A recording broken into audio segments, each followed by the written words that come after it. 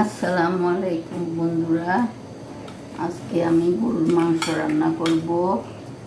সরষিন্দা রান্না করব ডাল দিয়ে, শসা, চিংড়ি দিয়ে, শসা, ধনিয়া পাতা, কাঁচামরিচ তো আছে।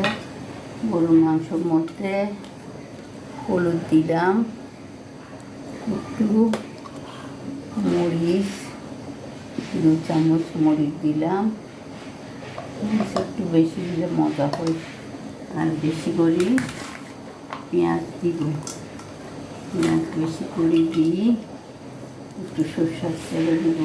আপনারা সবাই কেমন আছেন কমেন্টে জানাবেন। সবাই আমাকে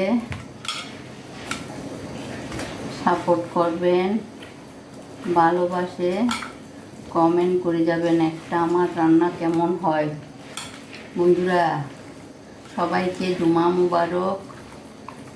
আজকের দিন জুমার দিন, সবাই যেন ভালো থাকেন, সুস্থ থাকেন, এই দোয়া করি। আমার গরুর মাংস ম্যারিনেট করা হয়ে গেছে, গরুর মাংস ম্যারিনেট করা হয়ে গেছে। এই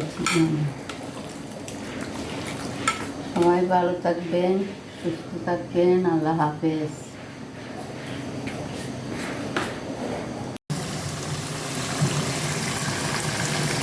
গরুর মাংস রান্না হচ্ছে, সরষিন্দা বাটি,